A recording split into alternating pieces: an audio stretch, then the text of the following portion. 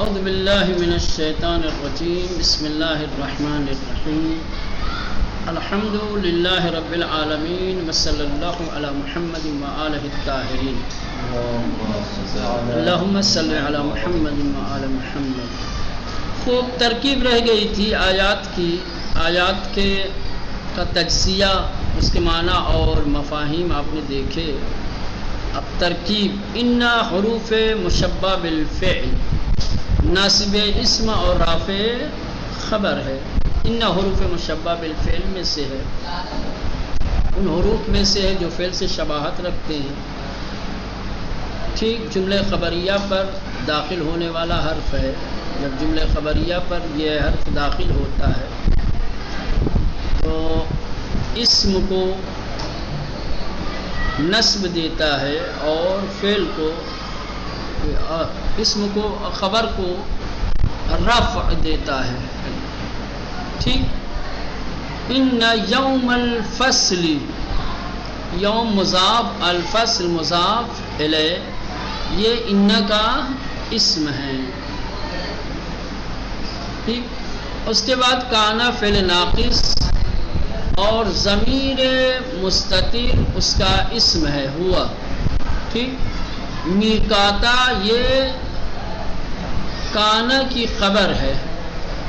ٹھیک مولانا، اب یہ جو پورا جملہ ہے کانا میقاتا، جو مبتدا اور خبر، یہ ان کی خبر واقع ہوں گے۔ جملہ کانا در محل رفع، یہ جملہ کانا جو ہے وہ محل رفع میں ہے، اور محل رفع میں ہونے کی وجہ یہ ہے کہ یہ خبر ہے ان کے لیے۔ پھر یہ تمام پورا جملہ ان یوم الفصل کان میقاتا، یہ جملہ مستانفہ ہے، اور جیسا کہ پہلے بھی گزر چکا ہے کہ جملے مستانفہ محل اعراب نہیں رکھتا ہے۔ پھر اس کے بعد یوم بدل یا عطف بیان برائے یوم الفصل، یوم الفصل دوسرا والا جو یوم ہے یہ یا تو یوم الفصل کا بدل ہے یا یوم الفصل کا کیا ہے، عطف بیان ہے، یا برائے میقاتا، یا ہو سکتا ہے کہ میقاتا کے لیے، یہ بھی ایک احتمال ہے کہ میقاتا کے لیے بدل یا عطف بیان ہو۔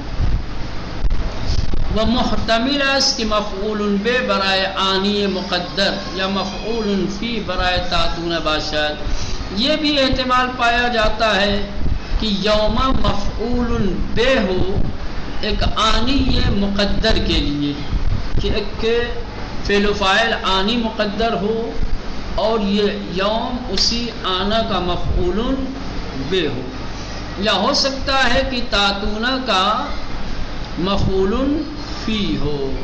بہرحال کلمہ یوم مضاف ہے۔ ٹھیک، ینفقو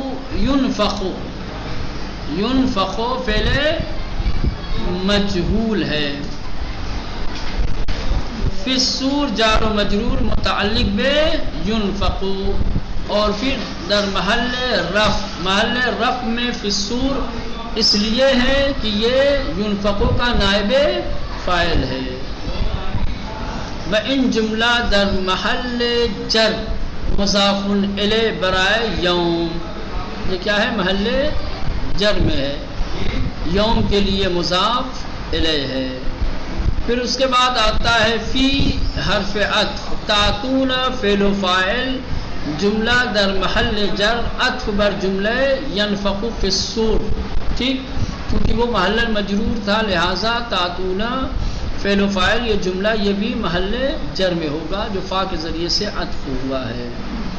پھر واو آتا ہے حرف عطف، فتحت، کیا ہے، فتحت فعل مجہول ہے اور اس کا نائب فاعل جملہ ہے، اور جملہ محل جر میں ہے۔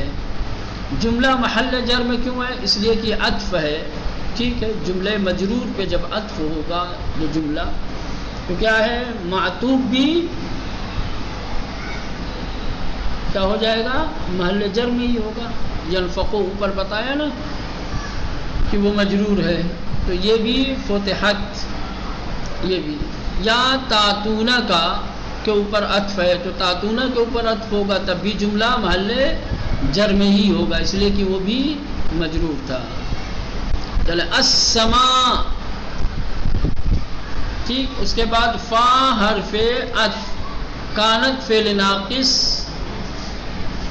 کانت فعل ناقص. اس کے بعد کیا دیا؟ با اسم، اپنے اسم کے ساتھ. چلے یعنی اس میں ضمیر جو ہے ہیا کی وہ اس کا اسم ہے، ٹھیک. ابوابا خبر کانا، کانا کی خبر ہے. یہ جملہ بھی محل جر میں ہے ما قبل جملے کی طرح. وسیرت الجبال فکانت سرابا، مانند آئے ما قبل ترکیب می شود. وسیرت الجبال فکانت سرابا، اس کی ترکیب وہی ہے جو اس سے ما قبل کی. وہ فتحت السماء کانت ابوابا کی، ٹھیک مولانا. جو ترکیب ہے وہی ترکیب وسیرت الجبال فکانت سرابا کی ہے. اب یہاں سے نئی آیتیں شروع ہو رہی. ان جہنم کانت مرصادا للطاغین مآبا لابثین فیہا احقابا لا یذوقون فیہا بردا ولا شرابا الا حمیما وغساقا جزاء وفاقا. ان جہنم، یقیناً جہنم قیامت والے دن بہت بڑی کمینگاہ ہے.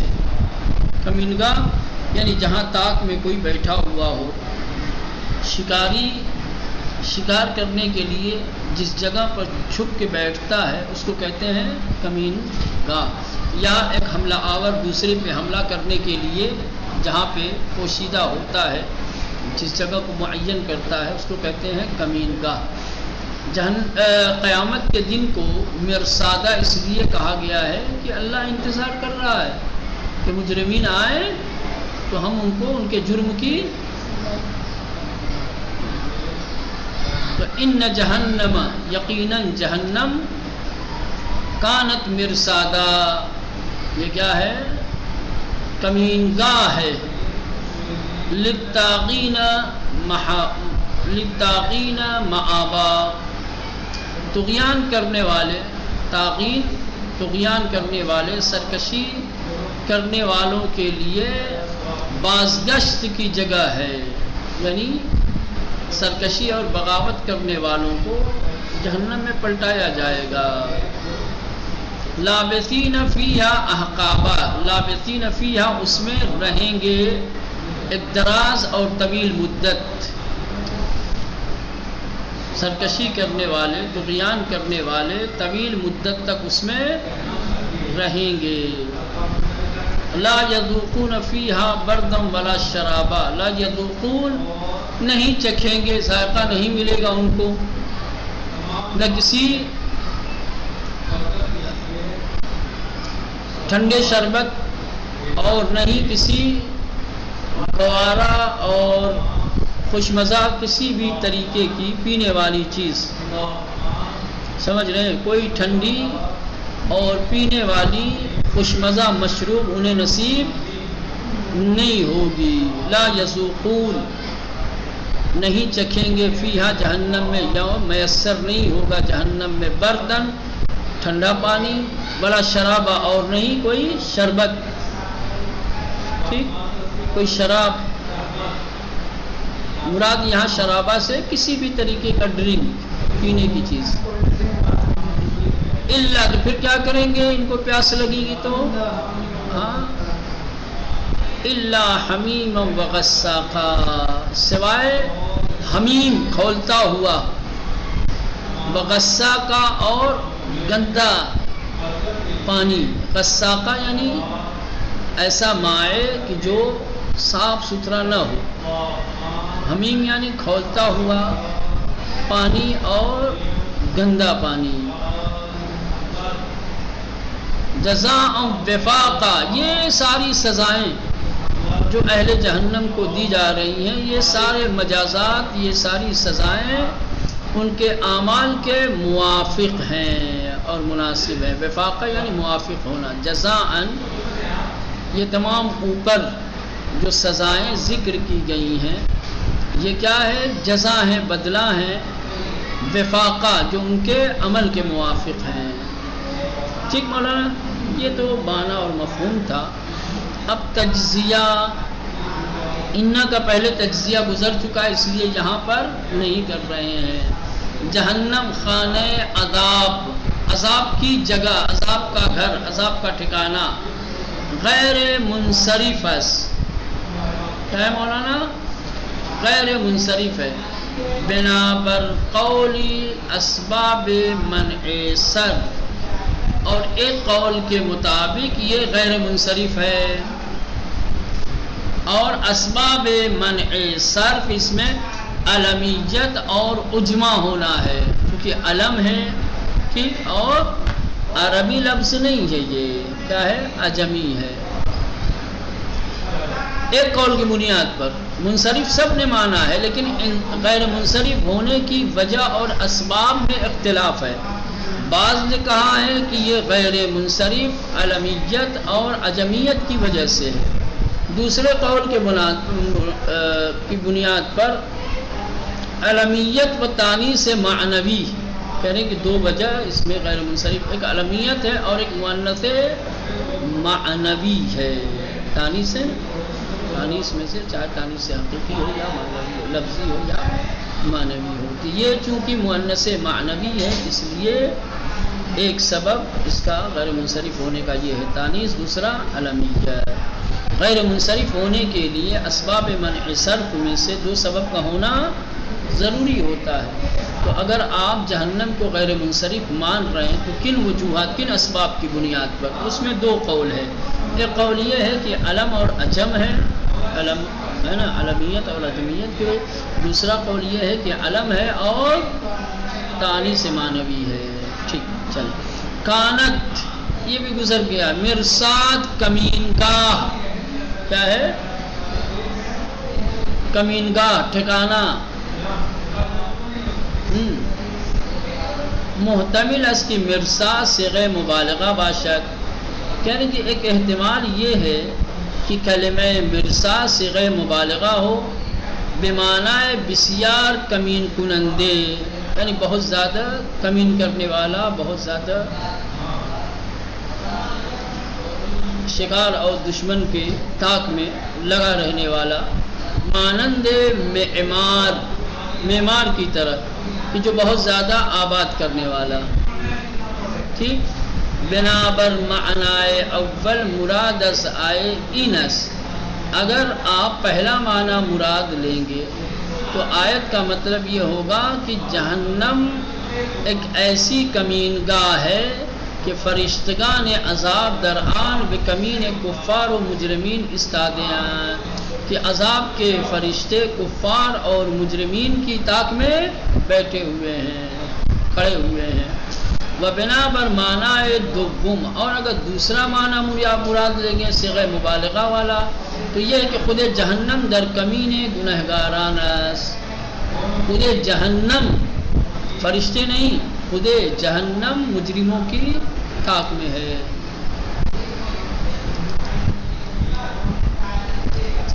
خب للتعقین میں جو لام ہے وہ حرف جر ہے.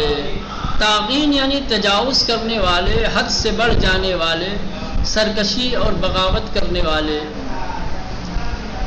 جمع مذکر سالم ہے، طاغی کی جمع ہے طاغین. برائے طاغی، طاغ در اصل طاغین بود، کہہ رہے ہیں کہ طاغ اصل میں طاغین تھا.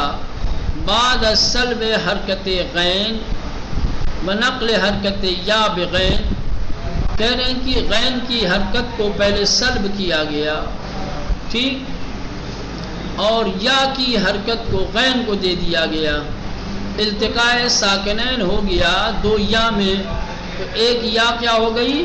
حذف ہو گئی، ہو گیا طاغین. ٹھیک مولانا، سمجھ میں آیا؟ یہ طاغین سے کیسے بنا ہے؟ تاغ چلے بے گنہگار و سرکش از آن جہت تاغی گفتے می شود کہنے کہ گنہگار کو اور سرکش کو تاغی اس وجہ سے کہا جاتا ہے کہ او از حد خود کی انسانیت و نکوکاریز کہ سرکشی اور بغاوت کرنے والا انسانیت اور نیکی کی سرحد سے اور حد سے تجاوز نمودے اس آگے بڑھ گیا ہے. سمجھ رہے ہیں؟ معاب بازگشت گاہ محل بازگشت جس جگہ جس مقام پر واپس آیا جائے پلٹا جائے اس کو کہتے ہیں معاب. معاب یعنی پلٹنے کی جگہ واپسی کا مقام. در اصل معوب بودے معاب اصل میں معوب تھا. بعد از نقل حرکت واو بحمزے واو کی حرکت حمزہ کو دے دی گئی. ٹھیک. بعد از نقل حرکت واو بحمزے ما قبل کہہ رہے کہ واو سے پہلے جو حمزہ ہے واو کی حرکت اس کو دینے کے بعد واو الف میں تبدیل ہو گیا. معوب ہو گیا مثلا معاب. ٹھیک مولانا؟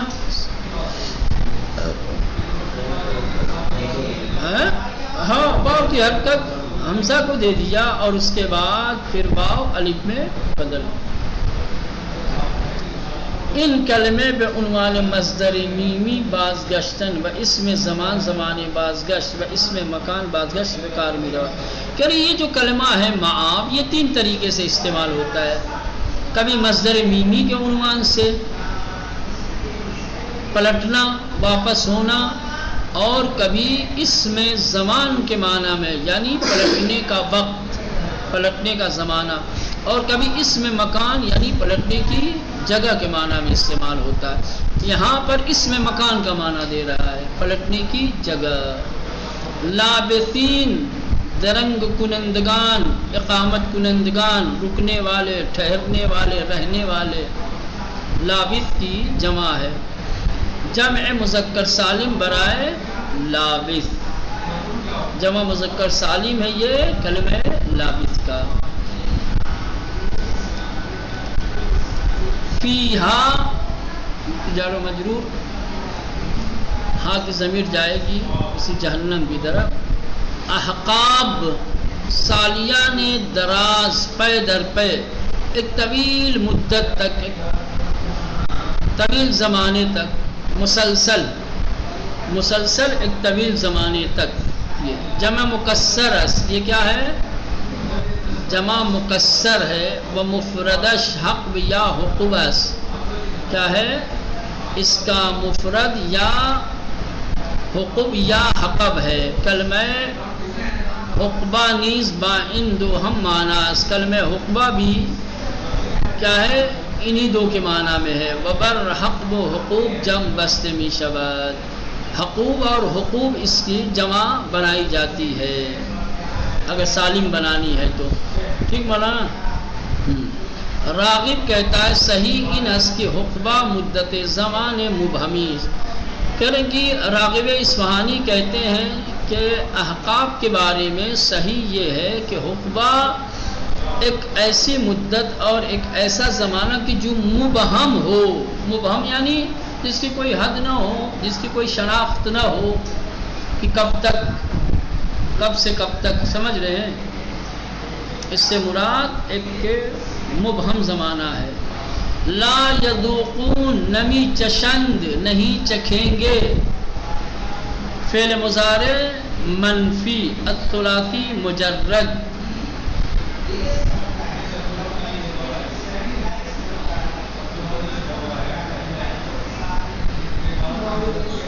ذاق یذوق فعل یفعل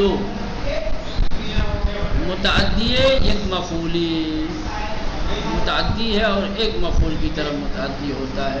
فیہا بردا بردن یعنی سرد خنک ٹھنڈا چلڈ جس کو کہتے ہیں ہے نا.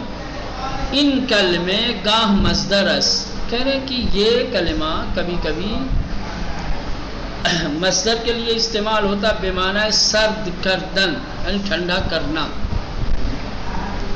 تو کبھی مصدر کے معنی میں آتا ہے اور کبھی فعل کے معنی میں آتا ہے، اور اس کا فعل آتا ہے برد یبردو کہ متعدی یک مفعولی، کہ ایسی صورت میں ایک مفعول متعدی ہوتا ہے، ایک مفعول وگاہ صفت مشبہہ، اور کبھی کبھی یہ صفت مشبہہ کے معنی میں استعمال ہوتا ہے، بے معنی سرد و خنک، یعنی بہت زیادہ ٹھنڈا، نقیض گرم، گرم کی نقیض اور اس کی ضد، ٹھیک۔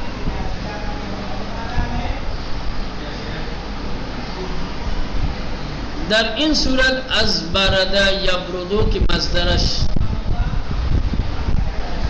برود اس، کہ اس صورت میں کہ جب اس کو فعل کے معنی میں یعنی برد یبردو کہ جس کا مصدر برودت ہے، اگر اس سے لیا جائے تو یہاں پر دونوں معنی اس کے مناسب ہوں گے، با ان تفاوت کی اگر بردرا بے معنی اول بگریم یعنی فعل کے معنی میں مصدر کے معنی میں باید گفت کہ مصدر در معنی اسم فاعل بے کار گرفتے شدے است، تو اگر پہلے معنی میں یعنی مصدر کے معنی میں اگر آپ لکھتے ہیں تو یہاں مصدر بے معنی اسم فاعل ہوگا، ٹھنڈا کرنے والا ہے کہ ٹھنڈا کرنا، ٹھیک ہے۔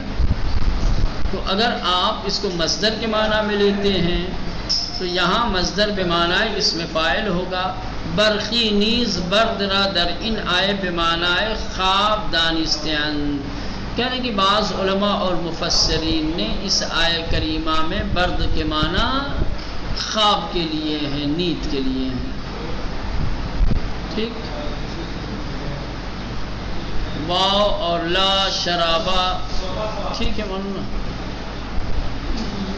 یہ تکراری ہے، جس کا کوئی معنی مفہوم کوئی تجزیہ ترکیب اگر انہوں نے بیان نہیں کیا تو سمجھ جائیے کہ یہ ما سبق میں سے ہیں، پہلے یہ گزر چکے ہیں، اسی لیے ترک کیا ہے، تکرار نہیں کرنا چاہتے۔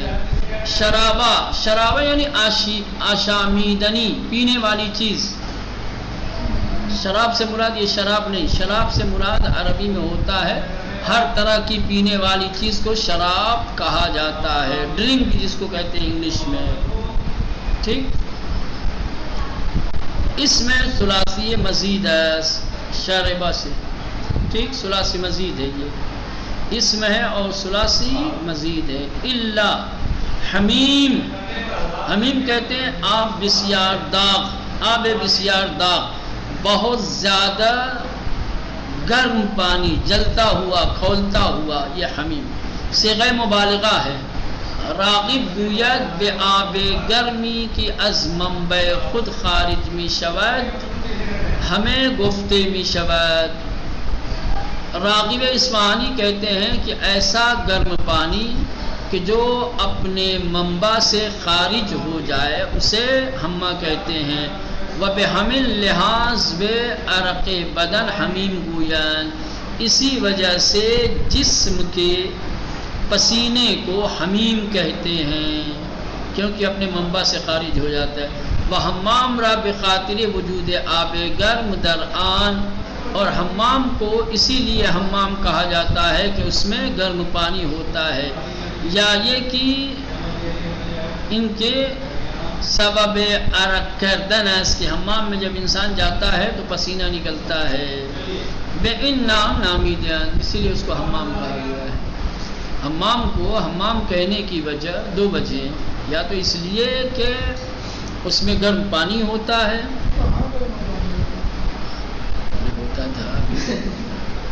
یا اس وجہ سے کہ اس میں گرمی ہوتی ہے اور انسان کے جسم سے پسینہ نکلتا ہے۔ چلے اس کے بعد غساق، غساق کہتے ہیں چر کو خونی کی از زخم جاری می شود، مواد جس کو کہا جاتا ہے، پیپ مواد جس کو کہتے ہیں نا،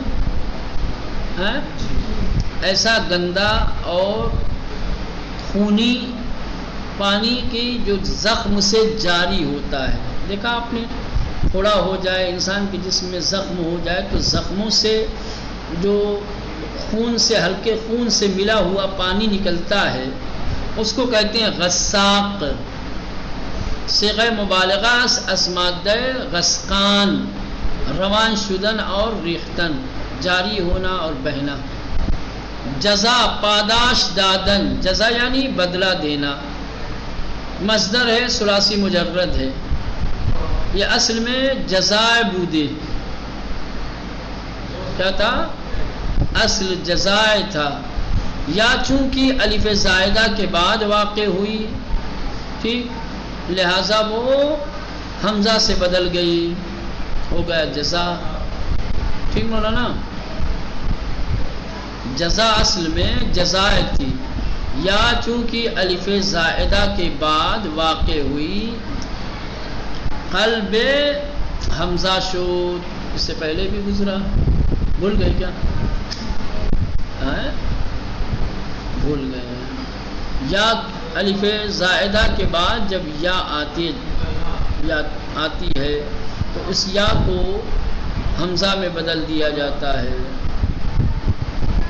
چلے وفاق وفاق یعنی موافق یہ اصل میں مصدر سماعی ہے باب مفاعلہ کے لیے جس کا معنی ہے سازگار ہونا مناسب ہونا لیکن یہاں پر رساندن کے معنی میں ہے پہنچانے کے معنی میں ہے اور مبالغہ ہے معنی وصفی میں یعنی موافق کے معنی میں یہاں پہ استعمال ہوا ہے. ٹھیک یہ تجزیہ تھی. اب اس کی ترکیب رہ جاتی ہے ترکیب ناقص رہ جائے گی اگر شروع کیا جائے گا لہذا ترکیب کو چھوڑتے ہیں کل کے لیے انشاءاللہ.